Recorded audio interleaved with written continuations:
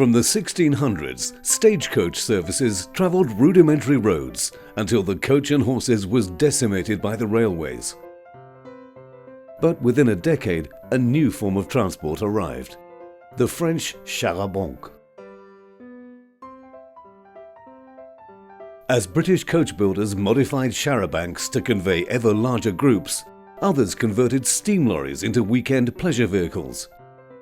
But it was the combustion engine that triumphed. Whilst the First World War brought vehicle reliability and men able to drive, the motorised charabanc brought freedom. As the middle classes toured Britain, whole communities crammed into chara after chara for rare days out. Class didn't matter. Coaching appealed to everyone. The age of the motor coach truly arrived in the 30s, as newly enclosed coaches reflected the stylish era. And post-war modernity brought full-width fronts and more capacity thanks to underfloor engines. Passenger numbers soared until cars and package holidays took their toll. Coaching has survived the rise and fall of both coach manufacturing and passengers, nationalisation, deregulation, and a European invasion. This is the story of the British coach.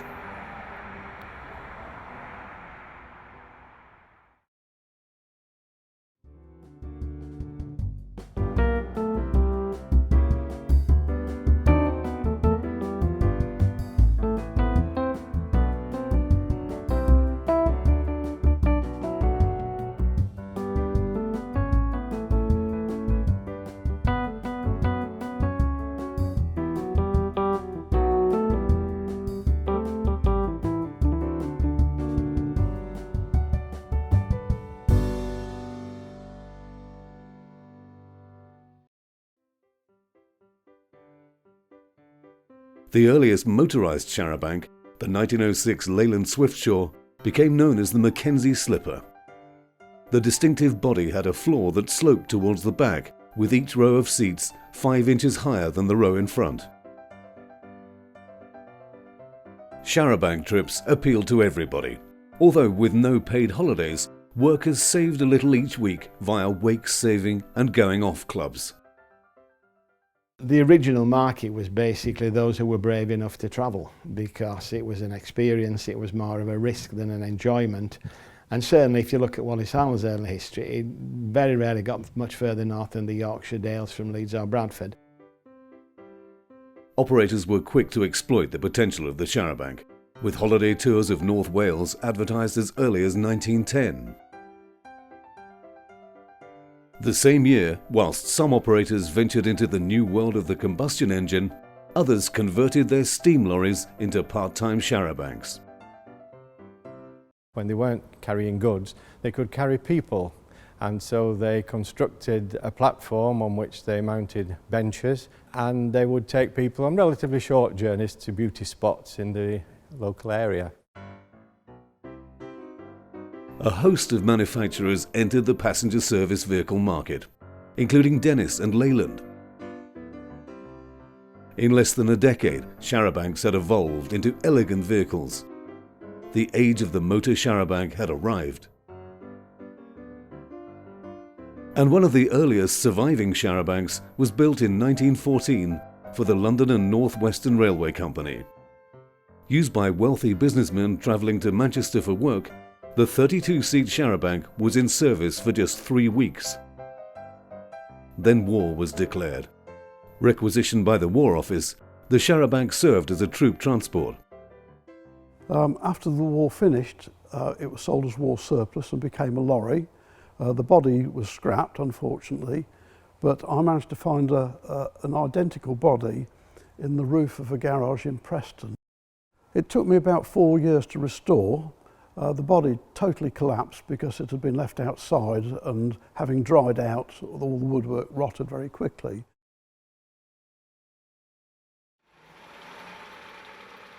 The First World War greatly affected the coaching industry. Pleasure tours came to a standstill, and civilian vehicle production ceased, as manufacturers focused upon supplying vehicles for the military. World War I was, of course, a devastating episode for many, but when it ended, people left the forces with knowledge of how to drive and how to maintain motor vehicles, and motor vehicles improved out of all recognition as well during that time and became quite reliable. Surplus military lorries were converted into charabancs, whilst enterprising hauliers used interchangeable bodies. The goods platform by day became a passenger carrying body for evening and weekend outings. Despite the coach industry's rapid expansion, the coaching season was limited to a few short weeks, so competition was fierce. By the 1920s, piracy was rife amongst coach operators, with companies targeting their rivals' departing passengers. It was commercial policy to run unlicensed services.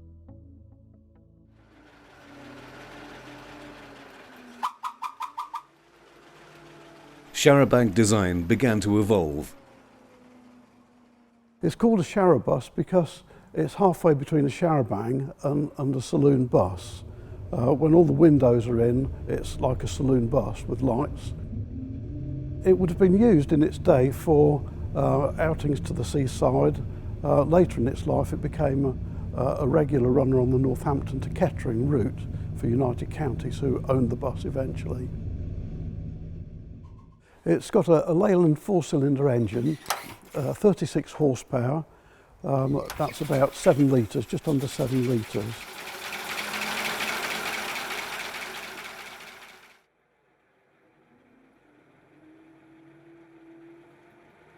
It has an exhaust whistle connected to the engine, so every time it comes up on a compression stroke, it blows a whistle.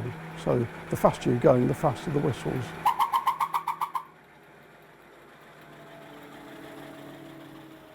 Buses had short lives in the 20s, so by 1929, the charabus was obsolete. The design of the motor coach evolved as manufacturers experimented with both chassis and body design. Leyland moved the driver alongside the engine. This side type, introduced in 1922, became known as the half cab. Enterprising operators began offering longer extended tours, which appealed to the middle classes. Tourist spots from John O'Groats to Land's End were in demand, whilst the brave ventured overseas. Very much a middle class occupation. It was expensive, you needed a lot of time because there was no such thing as a short mini break, it was long tours to get anywhere. On the 11th of February 1925, Greyhound Motors introduced Britain's first daily long-distance express coach service. With scheduled stops en route, the 115-mile journey between Bristol and London took 8 hours each way. The return fare of 20 shillings was not far off the average weekly wage at the time. The first journeys were operated by quite early motor vehicles. They were Dennis's and ACs and others, and they were really quite primitive but nevertheless reliable enough to complete that long journey. Bristol to London, for example, could be up to as many times as 10 times a day, running from quite early in the morning until certainly midnight. And in view of the journey length, that meant that that was quite a sizable operation.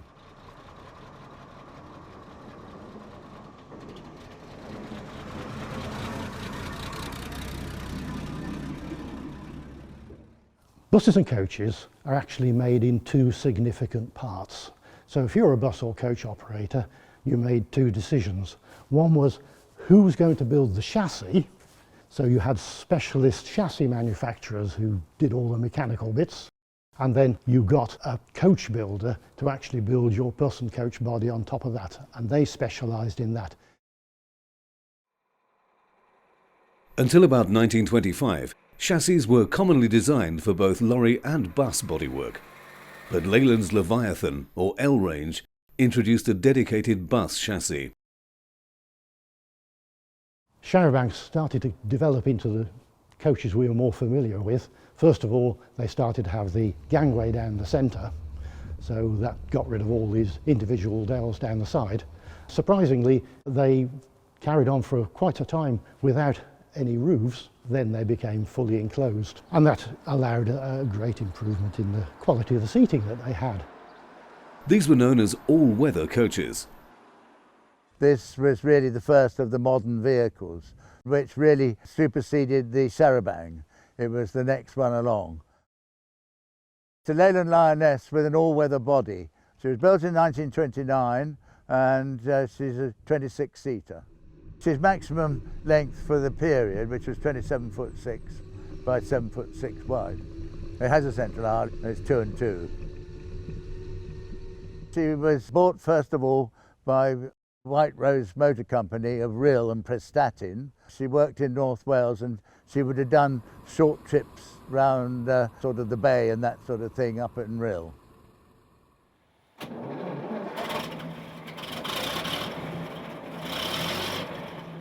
See, in 1939 she was taken over by Crossville Motor Company, and then just before the war she was exported to Jersey. During the occupation she was walled up in a tunnel to save her from being operated by the Germans.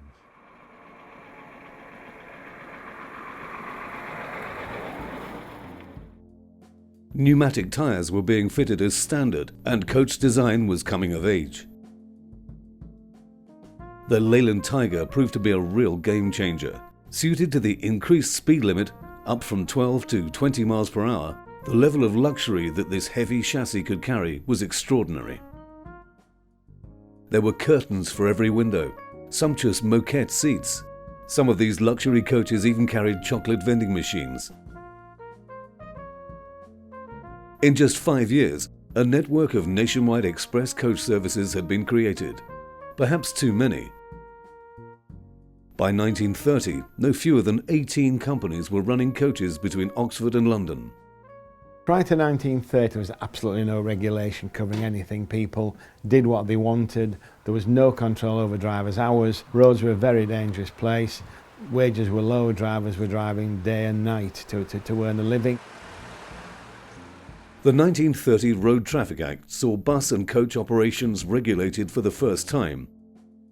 Licenses and tests were introduced for drivers, dimensions were regulated, and mechanical safety improved. A speed limit of 30 miles per hour was also imposed for coaches. But the biggest change was the licensing of services. Without a service license, it was illegal to advertise any kind of express service, excursion or tour, although private hire was excluded. The license set out the route, time and fare tables, and for most express services and excursions, the number of vehicles permitted to run at any one time or day. It was very hard because the whole criteria was proving need. So if you said, I want to run a coach to Blackpool, then somebody would ask why and who's going to travel and why can't they travel already with the existing operators. Almost an impossible situation. As a consequence, many of the independent operators were bought by the two major bus groups, the Tilling Group and British Electric Traction. Thanks to the 1930 Road Traffic Act, operators flourished. With unregulated competition removed by the licensing system, companies invested in better coaches with more comfortable interiors. By 1930, your coach was actually a very comfortable vehicle indeed, and actually quite reliable. The 30s was a boom time as demand for public transport grew. On the busier routes, competition was intense, and by the summer of 1930, there were 128 operators running 224 daily express services out of London. The city's streets were unable to cope with the coaches picking up passengers, so the major operators funded a new interchange, Victoria Coach Station. Outside London, Cheltenham became a major hub for express services, and in 1932, Black and White, the local operator, opened the 3.5-acre St Margaret's Coach Station. Cheltenham, by dint of history, became an incredible point on the map of the coach operation. And it was based on pre-motorway days. Everything went via Cheltenham because there was no M4. So if you were going to Wales, you went from London to Cheltenham, and then down to Wales because there was no Severn crossing, anything such as that. In July 1934, the Associated Motorways consortium was formed between Black and White, Red and White, Midland Red, Greyhound, Royal Blue and United Counties. Journeys were timed so that the greatest number of interconnections were possible. Each operator retained their coaches, livery and fleet name. Cheltenham quickly became the busiest coach station outside London. Day excursions and extended tours became a substantial part of the business when the Annual Holiday Bill of 1936 made paid holidays a statutory right. A week's break rather than a day's excursion became feasible for many more people. With workers from towns and cities heading to the coast, demand for coach holidays rocketed. The 8 to 15-day conducted tour was in the greatest demand though. Travel was more about dramatic scenery than heritage sites. Staying at hotels of a high standard, stops were made for morning coffee, lunch and afternoon tea, and guests were expected to dress for dinner each evening. These were tours for those who expected high standards, and the attention to detail reflected this. Passengers were given leather-bound itineraries detailing their tour, as well as a list of their fellow passengers' names. The tour market had become very lucrative, and this was reflected in the investment made by coach operators. Costing £595, companies often purchased the super luxurious Pullman coach. 1933 saw the first Leyland diesel engine for passenger vehicles exhibited at the Commercial Motor Show. Intended initially for the Cub range, by 1934 the diesel engine was available for all Leyland models. A coach of the 1935 was a very civilised piece of equipment. Most were petrol engine for smooth riding and were as reliable as they were to be for the next 20 years. Operators were increasingly aware of the importance of the appearance of their coaches, and duple styling stood out in a crowded marketplace with the introduction of a new aerodynamic style. We then got into the streamline era, and around about 1935 you had some quite remarkable designs. Luxury coach builder Harrington decided to produce coach bodies with a distinctive Harrington look. The designs in the 1930s for coaches got quite bizarre really. One of the most interesting ones was the Harrington, which had a dorsal fin at the back, and they always said that this was for ventilation. Because the floors used to rise at the back and the back of the bodywork came down, there wasn't really enough room for your head, so it also made a little bit more headroom at the back. The dorsal fins carried on right until the early 1950s. They were quite a trademark of Harrington.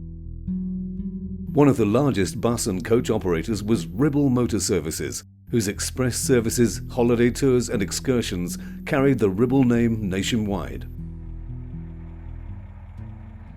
Ribble was the biggest buyer of Leyland's LZ2 chassis, the Cheetah, with a 6-cylinder, 4.7-litre petrol engine. In total, the company purchased 309 Cheetah buses and coaches. One of Leyland's big cats, this 31-seat Cheetah was new to Ribble in June 1936. The Cheetah dates from the mid-30s, I think 1936 to be precise. It was a bespoke design. It was quite a lightweight chassis with a coach-built body by Brush of Loughborough, and very well appointed, very Art Deco, which would reflect that period. One of the first batch of 40 coaches for Ribble, the Cheetah cost £1,210 new. The journeys of that period would by definition be much shorter. There weren't the motorways, obviously, the A roads weren't sort of particularly good, so it would do shorter journeys from, I guess, Preston to the Lake District and places like that. It would be out and back in a day, I would have thought. After the war, the coach was fitted with a diesel engine and relegated to reserve coaching work. Entering preservation in 1976, Ribble Vehicle Preservation Trust purchased the Cheetah in 2009.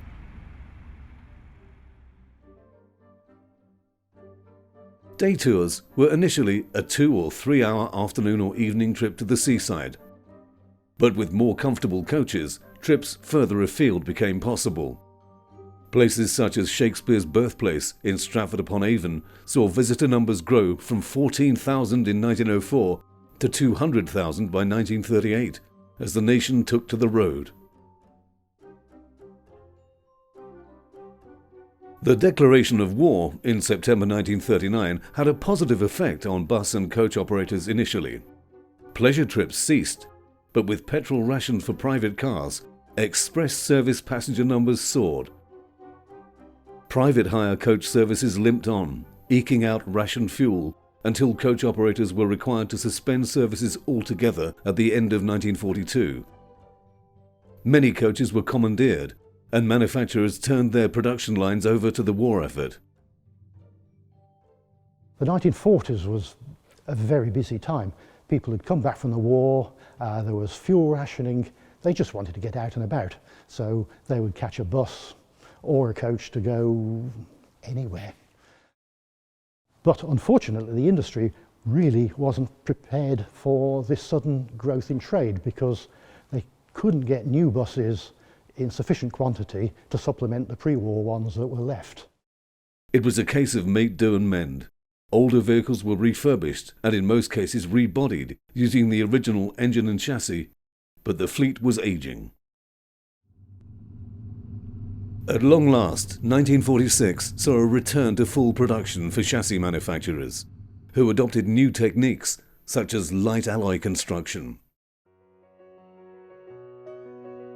Despite the shortage of vehicles, James Smith & Co. became the first company to visit Europe with a sellout 14-day tour of Switzerland in May 1946. At home, Wallace Arnold offered 14-day tours to Scotland. Run weekly, the charge of £35 was inclusive of lunch and tea, although customers still had to take their ration books. A month later, in June 1946, express coach services resumed when Associated Motorways reopened Cheltenham coach station. Things returned to normal when finally in 1947, coach operators began to take delivery of new vehicles. For Bristol, the first post-war single-deck chassis was the L. Introduced in 1946, the chassis was really just an updated version of the 1937 model. Yes, it's a 1947 Bristol-built coach, built in Brislington in Bristol. Slightly a bit of a mystery. It was delivered, the chassis of the vehicle was delivered to Salisbury in August 1947. We know that from records, but for some reason it wasn't licensed on the road until May 1949. The reason for that could be they were waiting for somebody to construct the bodywork, or they just stored it up until they needed it. But the body is built in Dartford in Kent by a firm called John Beadle & Sons. But the Wilson Dorset rebuilt it in 1957 and it was withdrawn in 1962. This is an early engine. It's actually the earliest known Bristol engine still to exist. It's number 17 of the Bristol engines of this type which were built. So everybody asks on these vehicles, on the front bulkhead there is a square box with a brass cap on the top of it. It's called an auto-vac and it works rather like a toilet cistern.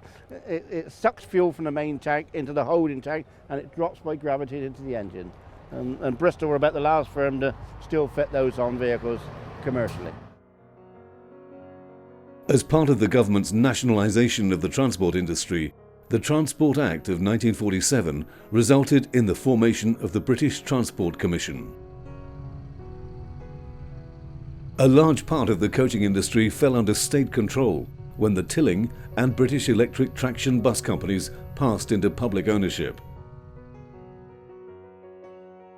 In 1948, Ribble Motor Services commissioned a double-deck low-bridge coach body with 49 seats on the Leyland Titan PD13 chassis. For use on medium-distance services running to seaside resorts, Ribble's White Lady coaches had luxurious seating.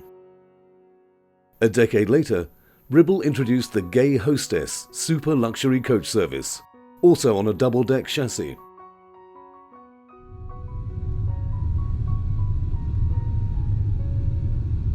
Most coaches were based on what we call heavyweight chassis, but there were lighter weight coaches, and the market leader here was Bedford. Bedfords became popular in the 1930s. They were smaller coaches, they were lighter, but they were reliable and they could run and run and run. So they were very much the small coach operator's vehicle.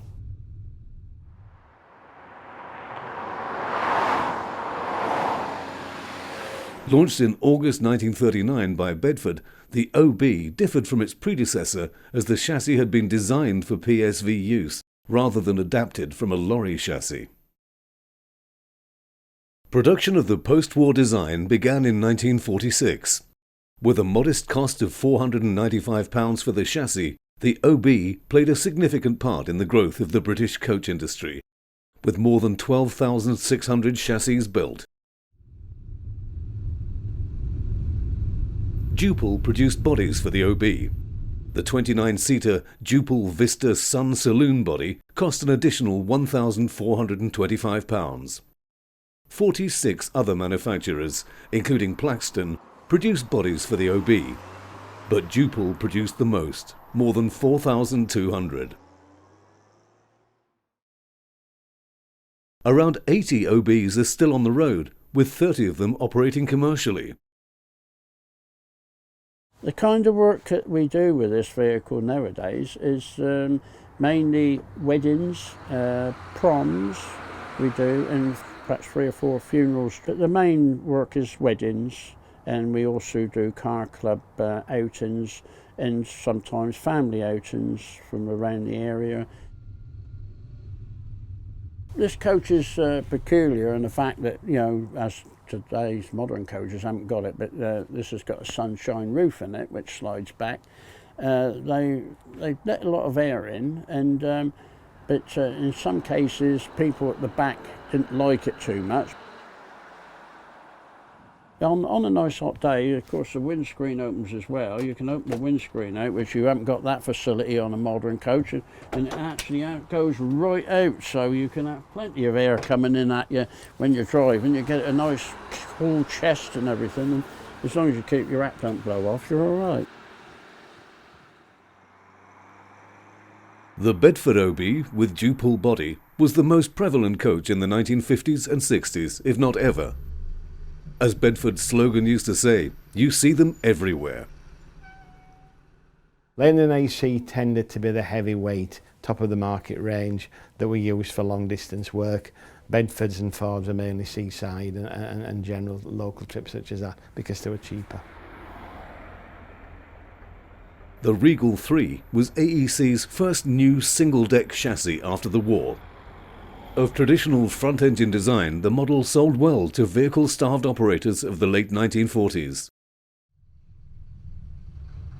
This preserved 1949 AEC Regal 3, with Willowbrook of Loughborough body, was operated by the City of Oxford. This dual-purpose 32-seat front entrance coach was withdrawn from service in 1959. Many of the big bus operators ran their own coach fleets, but on summer weekends they just couldn't get enough coaches. So to supplement the fleet, they would have a set of buses which would be known as dual purpose. They'd be used on bus services during the week, and then they do the coach work at weekend. Now, they would have better quality seats in them. They probably wear the coach livery as well, so anybody could see they were cut above the average.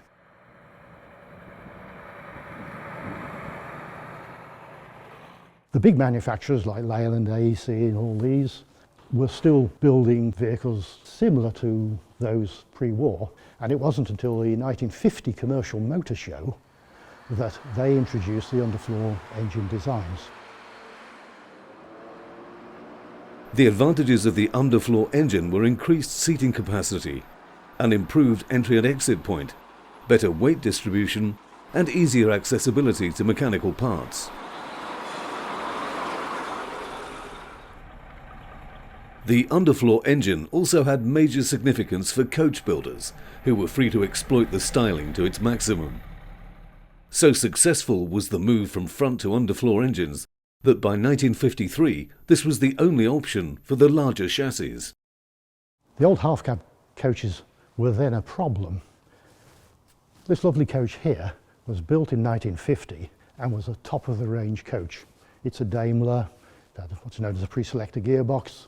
It had an excellent example of Duple's coachwork on it, and it was really one of the best coaches that would have been built in 1950. However, within months of it being delivered, unfortunately, it was completely out of date. These coaches then became a problem. Within 5 years, if you brought a coach looking like this to your customer, the chances are they would not use you again.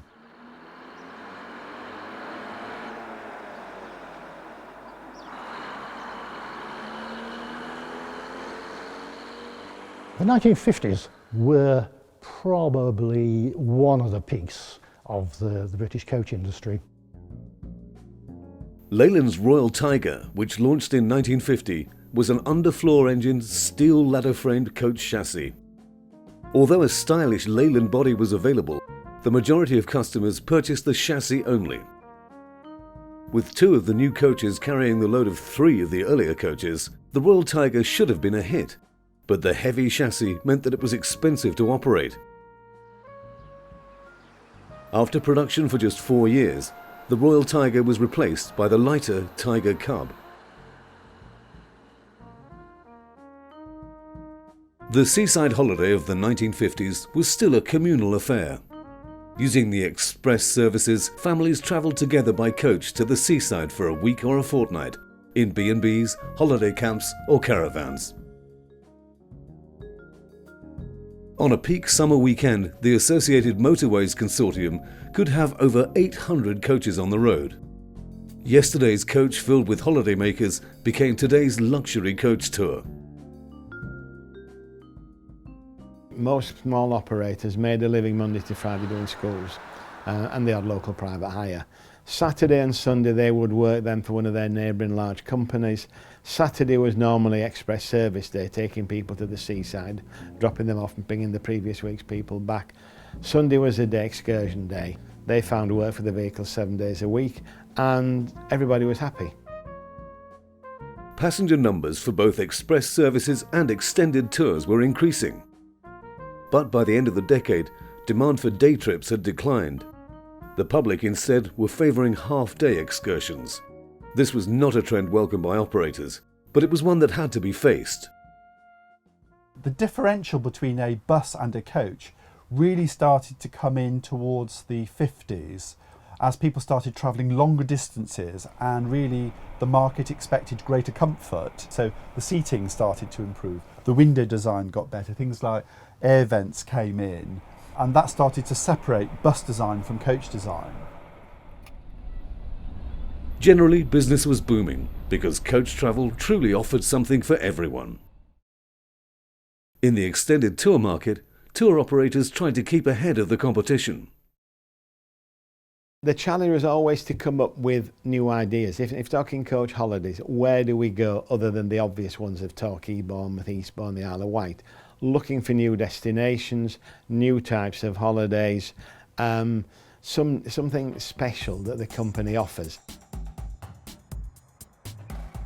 Wolverhampton-based Guy unveiled its first underfloor engine chassis in 1950. Designated the Arab UF, the heavy chassis incorporated a Gardner engine.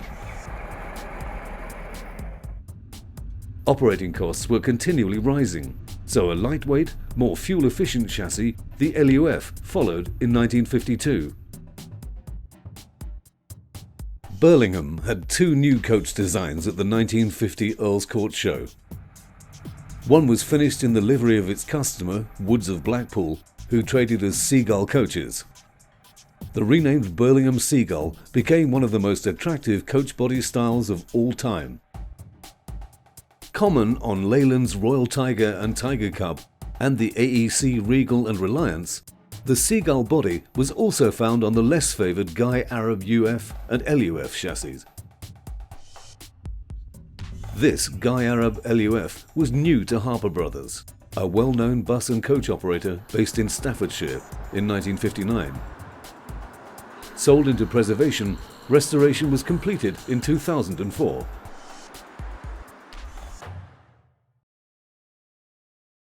A major Plaxton customer, Sheffield United Tours, wanted a coach that would distinguish them from anything else on the road. The result was the Panorama, which set the pace for the next decade. The first prototype was produced in 1958 and launched to a wider audience at the 1958 Commercial Motor Show, by which time the striking window design was already being imitated by competitors. Rather box-like in shape, the Panorama took the industry by storm, with wide-spaced glazing pillars and deeper side glass. The jet vent forced ventilation system allowed fixed windows, giving passengers a truly panoramic view of the world.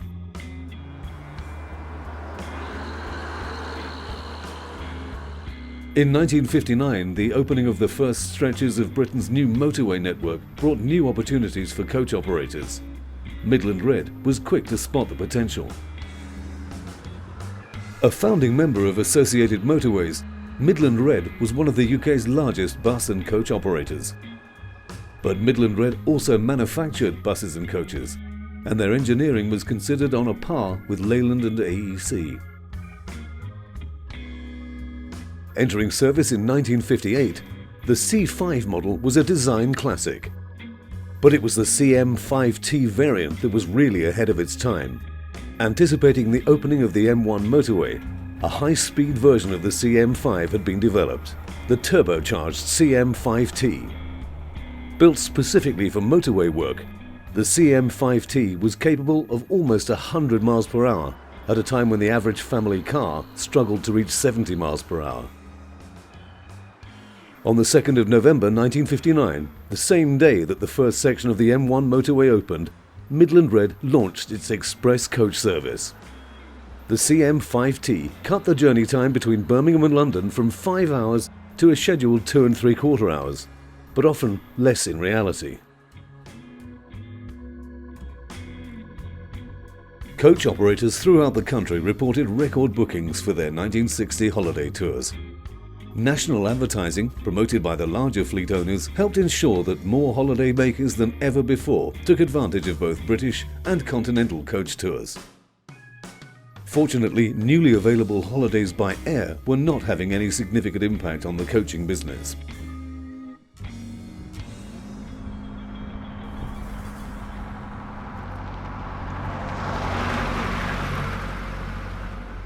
In 1960, state-owned Bristol Commercial Vehicles unveiled a new lightweight underfloor engine chassis, the SU, or Small Underfloor Engine. Available in two different lengths, the short SUS and the long SUL, all Bristol SUs carried bodywork by nationalised Eastern Coachworks of Lowestoft. Yeah, my coach is a 1962 Bristol SUL 4A. It's quite unique. It's the only one of its class that's left in its original condition. Entered service in July 1962 at Plymouth Depot, or Leyland Depot as it was known, with Western National. Based loosely on the Albion Nimbus, the SU chassis utilised components from a number of manufacturers. And it's a bit of a hybrid in as much that it's a bits and pieces, as we would call it. It's not the standard Bristol chassis. It's a Bristol chassis, but it's got a Kirkstall front axle, it's got a BMC back axle, it's got a little Albion engine midships and a David Brown gearbox, all to keep the weight down. And such, it only weighs just over 4 tonne, where a normal coach in those days would have weighed 8 tonne. The purpose of the Bristol SUL coaches was to provide a means for using doing tours around Devon, Cornwall, where the roads are very narrow, and hence the coach is only built to 7 foot 6 inches wide. But equally, they were also used at weekends, certainly in the summer, on relief express coach services from Plymouth to London Victoria. And I'm sure the drivers love driving them with a little 4-cylinder engine compared to their counterparts driving the main vehicle, which had 8 litres, which obviously went a lot better. Only 38 coaches were produced, with 36 going to Southern National and Western National. Withdrawn from service in 1972, this SUL is one of the few to retain its original coach status, as many were downgraded to bus work. In 1983, the coach was sold into preservation.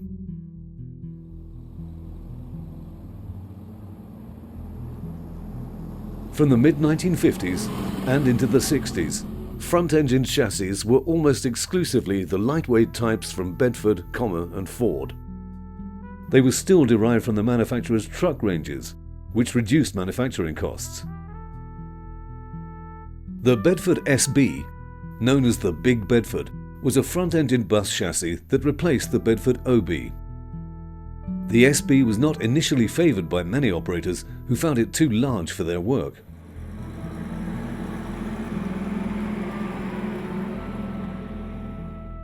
Harrington's Crusader body design represented a new direction for the company, being the first design intended only for lightweight chassis such as the Bedford SB and Ford Thames. The Crusader was slightly ungainly in its original form, but the Mark II, introduced for the 1962 season, was a fine-looking vehicle.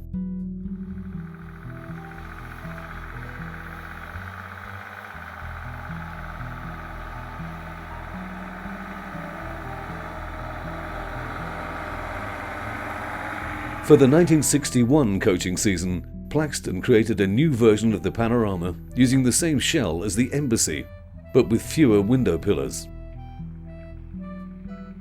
The new Panorama was the standard offering in the underfloor engine sector, boasting a completely new front, including a slight peak overhang above the windscreen, and for the first time, double headlights.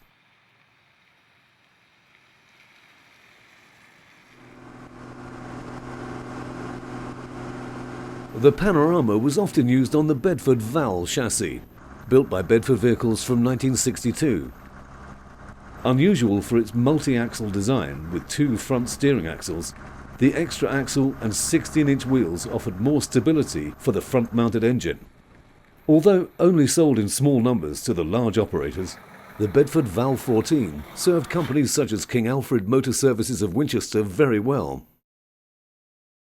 It is quite a big coach, a 52-seater, a lightweight vehicle. So effectively it was intended for a 8 or 10 year life. It has an engine right at the front which is noisy, but actually if you sit at the back of the coach it's really quiet. And for its day, perfectly competent, capable vehicle. What it's not good at is hunkering down the motorway. So it's not intended for that sort of activity. It was meant for the normal roads, and show it a hill and it looks a bit askance, if you like. So it'll take its time to get up the steep grades. Bedford produced a type of chassis called, well, a VA series really. There were 3 types. There was a VAS for VA small, a VAM for VA medium, and a VAL, that's what we've got behind us, for VA long. But Bedford Vals were always famous for the fact their brakes were terrible. And their fame is that the brakes fade. And what I mean by that is that you come to a thing where you need to slow down and you put your foot on the brake and you find it's not braking more and more and more as you get closer and closer to the point of impact, as it were.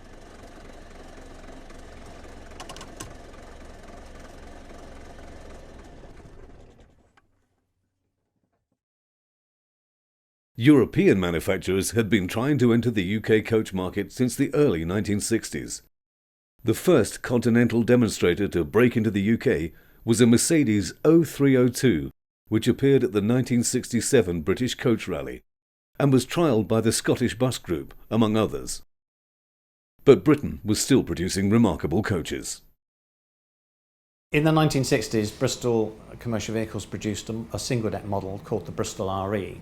and a coach version of that really raised standards. It was at the cutting edge of coach design. It introduced air suspension, it introduced a longer rear engine model, which was extremely successful both in bus and coach form. And in terms of passenger comfort, it raised the standards enormously at that time, compared with virtually any other model on the roads during that period. The first generation of rear-engine single-deckers were not the most reliable, but the Bristol RE, built for the motorway age, was the exception. Launched in 1962, over 4,000 were built.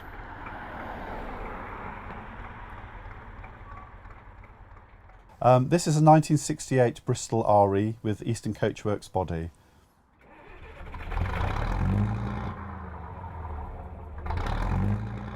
When this was new, this was sort of top-end luxury. This was sort of the cutting edge of coach design in the 60s, without a doubt. This coach was new to Red and White Services Limited of Chepstow in March 1968. It was one of 10 delivered to the company spring of that year, mainly for their express services and also for their tours programme. It was downgraded to local bus work in 1978-79 and then was withdrawn from service in July 1983. So it's actually been in preservation over 30 years, and obviously twice the length of time it was in active service. And I've given her a name. She's now called Ruby. Everybody who sits in Ruby says the seats are so comfy, they're like my home sofa. You've got armrests, you had footstools, you've got headrests. Of course, they didn't have air conditioning in those days, but we do have air vents, and then there's individual reading lights. Didn't have tinted windows in those days, but the windows, are nice and big, so you can see the scenery. There are roof vents. With the big luggage racks, of course, you could put all your luggage, your suitcases, your handbags, your hats all up there. It's absolutely brilliant to drive from a steering point of view.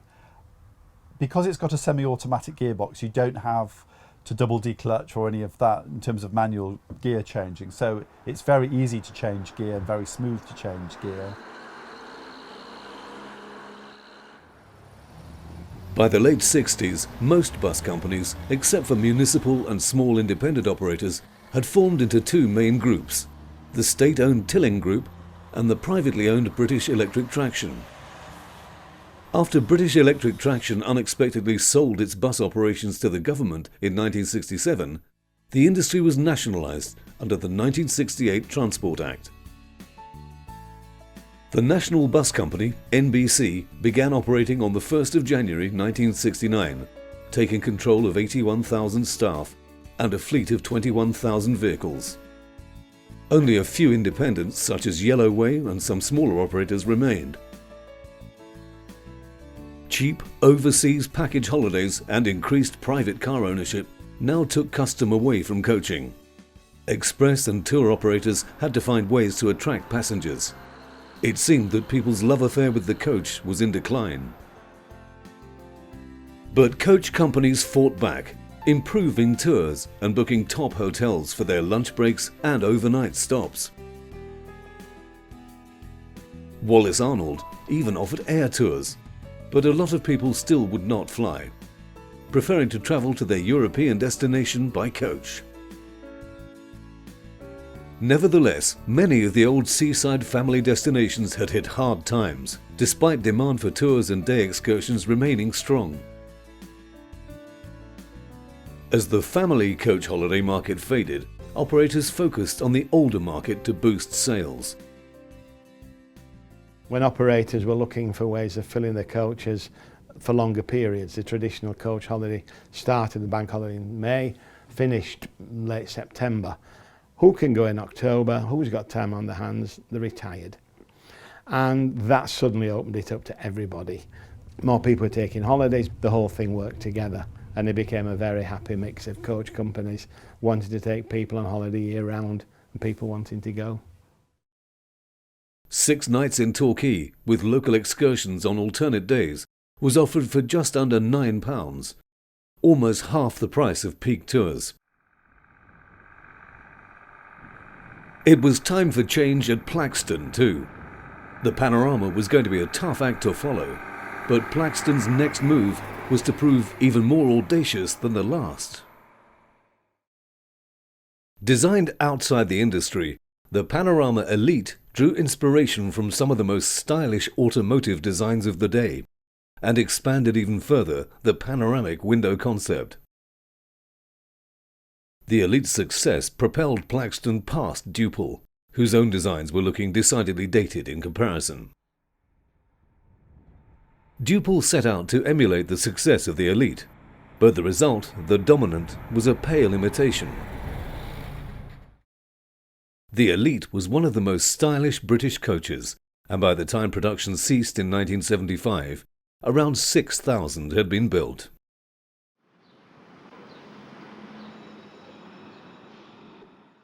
During the 60s and early 70s, Cheltenham was still renowned for its grand mass departure of coaches.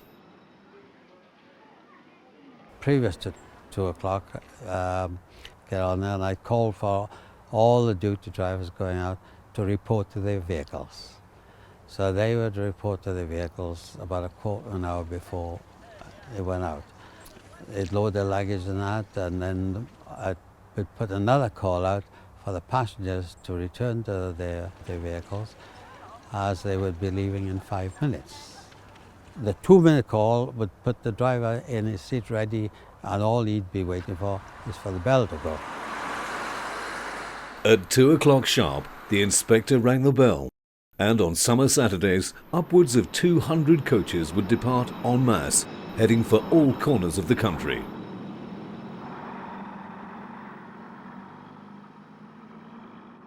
3 minutes later, the place would be empty. By the end of the 60s, the only choice for coach bodies was between Duple and Plaxton. Chassis manufacturers seemed to be going the same way. Just the big names, such as AEC, Ford, Leyland and Bedford, remained in the market. In the early 70s, Van Hool, very popular across northern middle Europe, came into play, selling vehicles in the UK. Other Belgian operators followed. They were very high quality, mainly because they were designed to do long distances. Most of the British coaches trundled 150 miles a day. These were meant to go across Europe. So they tended to be more sophisticated and more luxurious. They really trampled the British industry underfoot for a long time. The positive aspect of all this import is a much more vibrant coach market than perhaps was the case in previous years. Coach operators were trying to differentiate themselves from the rival down the road. Suddenly here was a different shaped vehicle, because British vehicles were much of a muchness. Like Associated Motorways before it, National Travel, the coaching division of the state-owned National Bus Company, was a marketing operation which initially relied on coaches supplied by other companies. But unlike Associated Motorways, National Travel had imposed its own national brand on coaches. The white livery was worn by 3,500 coaches operating throughout England and Wales. Common sense thing to do. Painted them white, for which many people never forgave them, and ultimately christened it National Express. National Travel, which changed its name to National Express in 1972, had become the biggest road passenger transport operation in Europe. Local express coach service operations were brought together into a nationwide coordinated network, which included the UK's first comprehensive coach timetable. The Leyland product was expensive, and you only bought it if you had a lot of work for it to do. There was no point in having a Leyland that only did 50 miles a day. It had to do long mileages, and therefore they tended to be with operators who had a lot of work for them to do, which were the big operators, either on express services or on coach holidays.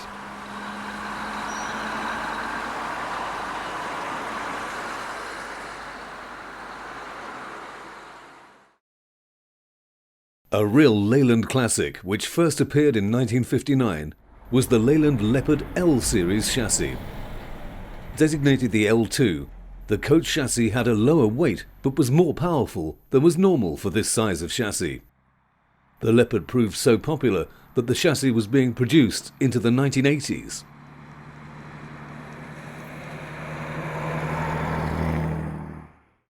Ribble ordered dual-pull bodies for their 1974 Leyland Leopards. It was built for frontline work, so it was a long distance coach. It's quite well appointed, as you can see, and it would be able to tuck the miles in a day. It was built to exceed today's speed limits for vehicles on motorways, so it would comfortably do 70 miles an hour, so it could bash up and down the motorways quite successfully. The Leyland Leopard probably nears 10 tonnes, so it's a big heavy vehicle, but it's quite manoeuvrable, and you've got a good view of the road from the Leyland Leopard. It's much higher and it feels much heavier.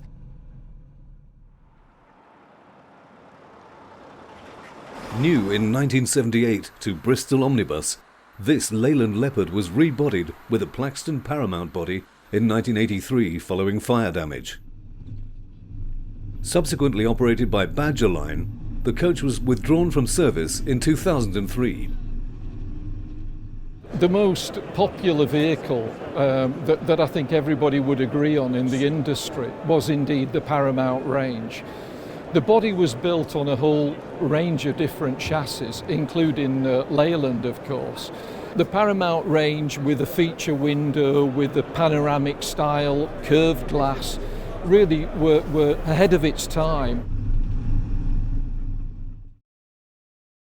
Since the 1930s, one question that's been puzzling people has been, what's the difference between a bus and a coach? It's quite a difficult definition, what's the difference between a coach and a bus, but a coach is generally more luxurious, wouldn't be standing passengers, and the journey length and the fares and the minimum length of journey that could be made would define whether a service was a coach service or a bus service. It's really a case of what they do. I always say to people, what's the difference? Well, if you went 300 miles on a bus, you would know the difference. The AEC Reliance was a second-generation underfloor engined single-deck bus chassis manufactured by AEC between 1953 and 1979. Lighter than the Regal 4 and the Leyland Royal Tiger, the Reliance was a popular choice with operators and competed well against the Leyland Tiger Cub and Leyland Leopard.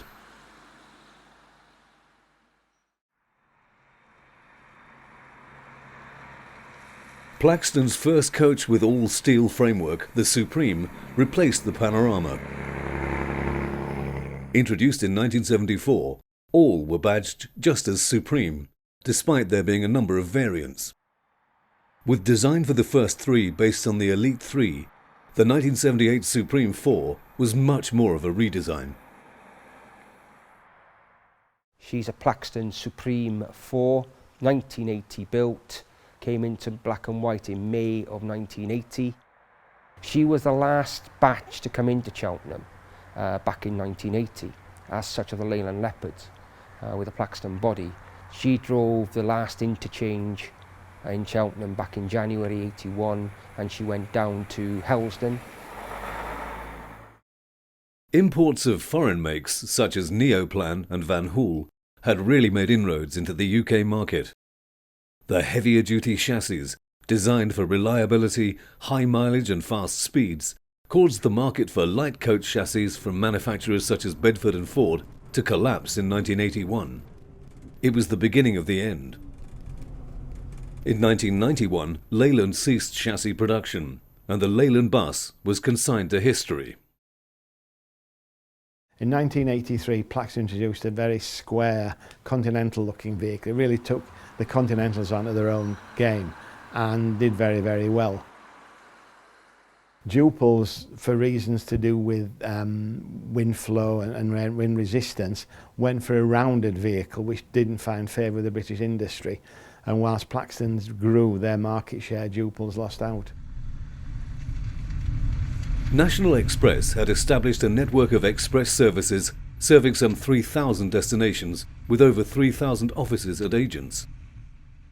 As a consequence of the Transport Act of 1980, all express coach services over 30 miles in length were deregulated. National Express fought to win, and most of the new operators withdrew their services within a matter of months. A handful of independent coach operators, though, fared better than most. And the firm that I worked for, called Trathams, decided that there was a market for a service from Plymouth to London and back, competing with National Express. Trathen's put on a service with reclining seats, a toilet, a video, a coffee machine, and did it in 4.5 hours. Called the Rapide service, National Express entered into an agreement with Trathen's to cooperate in running the West Country services. The Rapide service rolled out across the network. Changes in society were being reflected in the day tours market too.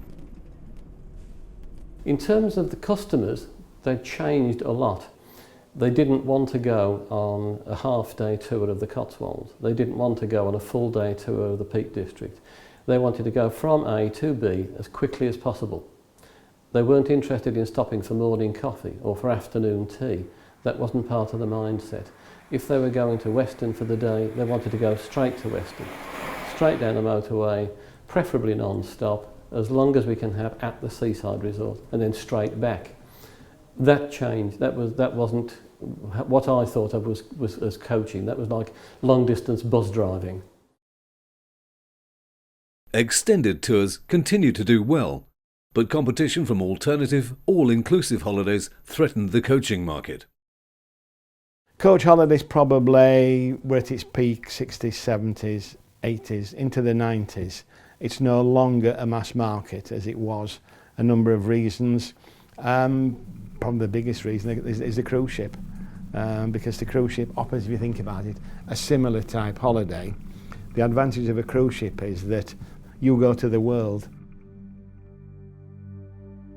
Ever resourceful, tour operators developed a wider range of tours. We've also developed, as a slightly different twist on the normal coach tour, battlefield tours. We started battlefield tours in the mid-90s with expert guides. It's an experience where they learn about the conflicts, the stories of the people involved, and obviously see the remnants of it today. High-spec coaches offering greater passenger comfort have also helped to secure customers. Well, the Luxuria brand is our new development above Silver Service, and the main difference between Luxuria and Silver Service, on the Silver Service coach and most normal coaches you would have 4 seats across, 2 on either side of the aisle. Luxuria, there are only 3 seats on each row. The market changed because the market suddenly became price driven. So you had a different type of clientele who were buying on price. In the old days you would sell on your reputation and the quality they offered at a fair price. Now it's just a case of, oh yeah, where can I go for that? I think the customer's always demanding more in terms of luxury and comfort. Their expectations are raising all the time. With the growth of the family car, fewer and fewer people are wanting to travel on a coach. You have then specifically like Evan Evans in London who carry exclusively overseas tourists coming into London, and that's their business. But nationwide again you have local companies who offer day excursions, but it's a very, very small percentage of what it used to be 20 years ago. Mervyn's coaches, we do private hires, we do our own excursions, we do Sunday excursions during the summer once a fortnight, and we do mainly private hire and excursions and that type of thing. But it's one of the best jobs you can have, really.